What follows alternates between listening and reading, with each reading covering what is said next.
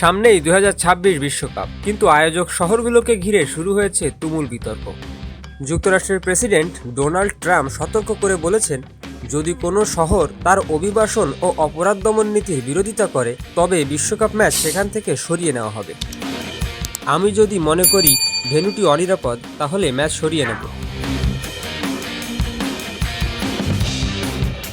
কিন্তু ফিফা স্পষ্ট জানিয়ে দিয়েছে, এই টুর্নামেন্ট ফিফার, এখতিয়ারও ফিফারই, কোনো সরকার নয়, সিদ্ধান্ত নেবে ফিফাই। ফিফার সহসভাপতি ভিক্টর মন্টাগোলিয়ন সোজাসাপটা বলেছেন, ফুটবল কোনো সরকারের চেয়ে বড়, এটা বিশ্ব নেতাদের শাসনের ঊর্ধ্বে।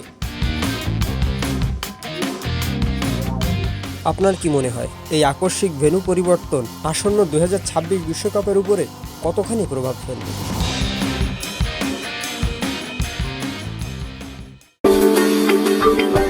Subscribe for more videos.